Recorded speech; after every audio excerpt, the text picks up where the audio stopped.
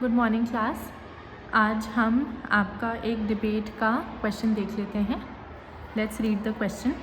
You are Pooja of bright mind school Noida. This is your name, you have to use this name, and this is the name of your school. Okay, write a debate either for or against the motion brain drain is a bane for a developing country like India.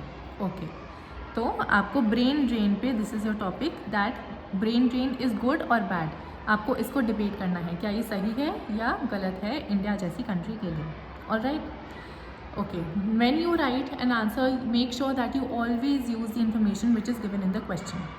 मैंने आपको introduction और conclusion याद करवा रखा है ना।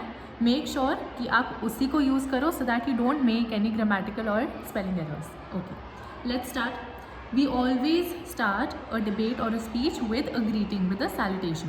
Okay, let's start. Good morning. Good morning respected principal ma'am,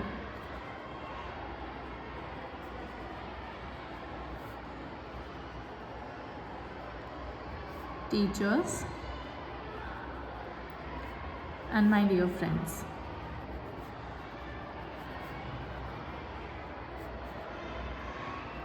Okay, हमने greet कर दिया सबको। Now you will introduce yourself because your name is Pooja. Okay, use this name. Today I Pooja of class, आप डिटेल्स इन्वेंट कर सकते हो जैसे मैंने आपको बताया, class 11th A of bright minds school Noida, am going to speak. Okay, now you will choose आपको for के लिए आपको for के लिए लिखना है या फिर against के लिए लिखना है। ओके, आई थिंक मैं for को ज़्यादा अच्छे से आर्ग्यू कर पाऊँगी इसलिए मैं for लिखी हूँ। I am going to speak for the motion means topic, right? The motion is brain drain is a bane for a developing country like India. Okay, लिख लिया मैंने। This is my introduction. Okay, try counting the number of words that you have, because in the question paper it is generally written that you have to write 120 to 150 words. Okay, 120 to 150 words. This introduction I think is around 30 words, and the conclusion which I have made you write is around 20 words. So the introduction and conclusion combined is around 50 words, so you have to write approximately 2 more paragraphs. 2 more paragraphs आपको approximately लिखने हैं 40 to 50 words के। 40 to 50 words के आपको approximately 2 मोर paragraphs लिखने हैं ताकि आपकी वर्ड काउंट कंप्लीट हो। Okay, 40 to 50 words.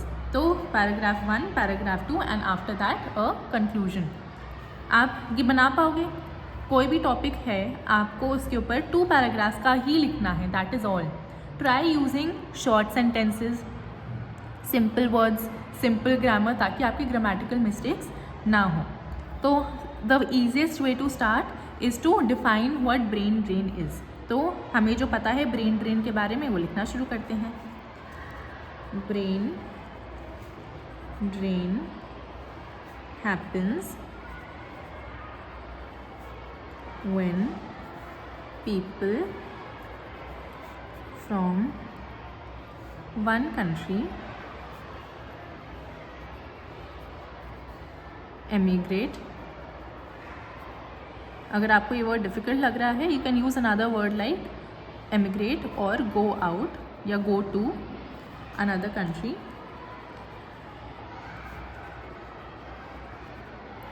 in search of of better jobs या एम्प्लॉयमेंट और एजुकेशन, और it could also be for a better living standard of life improve करने के लिए भी जाते हैं. It can also be to improve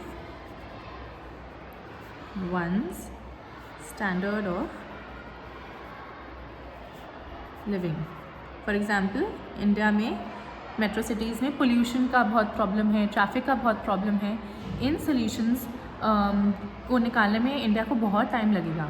तो कुछ लोग क्या सोचते हैं कि उनके लिए बेटर ऑप्शन है कि वो इंडिया से बाहर चले जाएं ताकि उनकी लिविंग स्टैंडर्ड इंक्रीज़ हो जाए. Okay,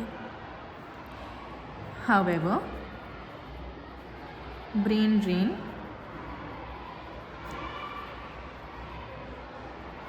is a big problem for a developing country like India. Okay, I have written 3 sentences. Now I am going to change my paragraph change कर लूँगी मैं. This is also approximately 30 words. ठीक है, इतना लिख के मैं पैराग्राफ चेंज कर रही हूँ. मैंने लिखा है कि बहुत बड़ी प्रॉब्लम है. Now I will start discussing problems क्या हैं. India loses its skilled and most talented workers to other countries. क्योंकि बाकी कंट्रीज़ में हमारे सिटीजन्स चले जाते हैं, इसलिए इंडिया का लॉस है क्योंकि सबसे ज़्यादा स्किल्ड और टैलेंटेड वर्कर्स बाहर चले जाते हैं. Also there is a decrease in the brain pool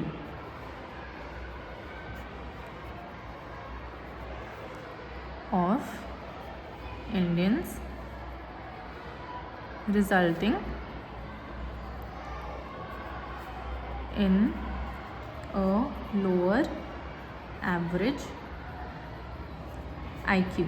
जो एवरेज IQ है लोगों की, क्योंकि हमारे सबसे टैलेंटेड वर्कर्स इंडिया से बाहर चले गए हैं, हमारी पूरी नेशन की एवरेज IQ डिक्रीज़ हो रही है because the best minds are going abroad. India को छोड़ के बाहर जा रहे हैं. ठीक है, दिस इज़ अ प्रॉब्लम.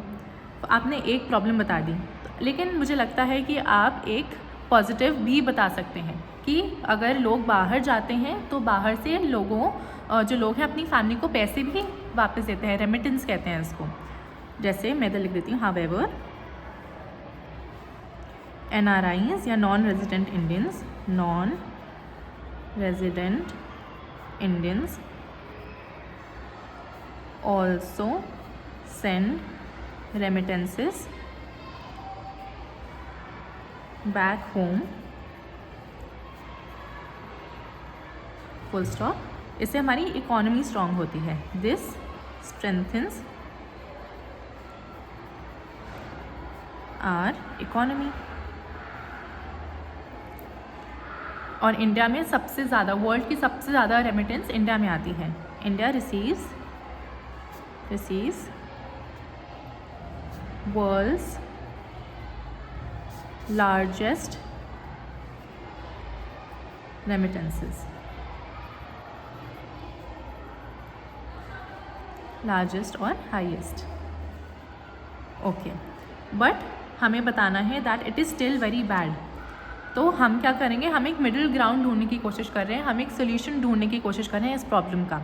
तो इस सोल्यूशन का, ब्रेन ड्रेन जो प्रॉब्लम है, इसका सोल्यूशन है रिवर्स ब्रेन ड्रेन. कि जो लोग बाहर गए हैं वो अपने पढ़ लिख के, एजुकेशन कंप्लीट करके, एक्सपीरियंस लेके वापस इंडिया आए और इंडिया के लिए बेस्ट सर्कमस्टांस हो सकता है, विन विन सिचुएशन हो सकती है. क्यों? क्योंकि वो वापस इंडिया आ रहे हैं, प्लस वो इतना अच्छा एक्सपीरियंस लेके आ रहे हैं, टॉप क्लास नॉलेज लेके आ रहे हैं, वर्ल्ड क्लास उनकी पर्सनालिटी है, स्किल्स हैं, टैलेंट है. तो इंडिया के लिए सबसे अच्छी बात है ये कि इतने स्किल्ड लोग बाहर का एक्सपीरियंस लेके वापस आएँ. So let's write this down. Reverse brain drain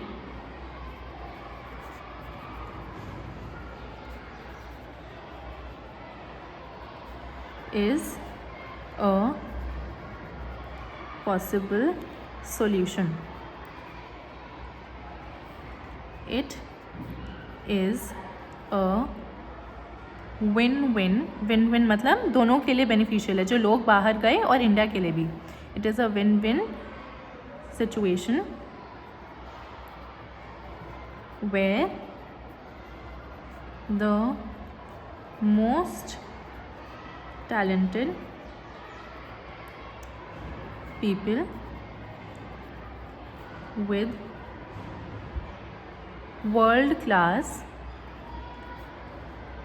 experience return to, वापस आ जाते हैं टू अपनी home country India, to their home country India. और इस तरीके से हम इस बेन की सिचुएशन को बून बना सकते हैं. In this way India can transform the bane of brain drain into a boon of the skill capital of the world. कि India skill capital of the world बन सकती है, जैसे हमारे ऑनरेबल प्राइम मिनिस्टर बोलते हैं अपने स्पीचेस में, skill capital of the world, क्योंकि इनके पास पूरे वर्ल्ड का बेस्ट एक्सपीरियंस होगा. हर जगह से एक्सपीरियंस लेके आएंगे, सीख के आएंगे, नॉलेज लेके आएंगे, है ना. Okay now we will write our introduction, जो मैंने आपको फॉर्मेट लिखाया है. Please follow that. In the and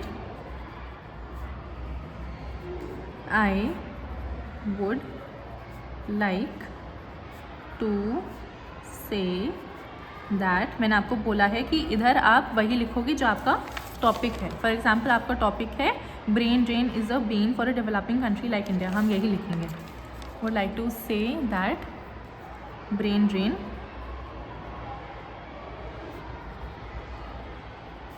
is a bane for a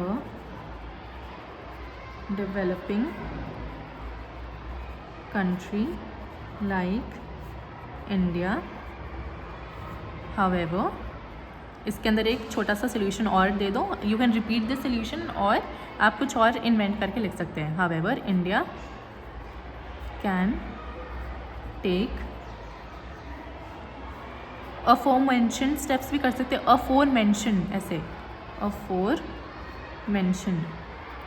aforementioned मतलब जो पहले बताए हुए हैं, जो मैंने आपको पहले स्टेप्स बताए. तो आप ये भी लिख सकते हो, India can take aforementioned steps to improve the situation, या आप मैंने जैसे बताया कोई और सोल्यूशन लिख सकते हो. मैं यही लिख देती हूँ, ठीक है. However India can take aforementioned steps to curb this issue. Done. Now you will thank your audience, and then say that you had a good time and just wish them a good day. I hope my arguments were able to convince you. Thank you so much for listening to me so patiently. Have a nice day. And this is it. ठीक है? This is your conclusion. And आपने 3 paragraphs की body लिखी है. ठीक है? 1 paragraph introduction, three paragraphs की आपकी बॉडी है एंड 1 पैराग्राफ का आपका conclusion. This is more than enough. और ये आपके 150 वर्ड्स की जो वर्ड लिमिट है 120 से 150 words, I think this would be 150 words. तो आपको इतना ही लिखना है, इससे ज़्यादा नहीं लिखना है.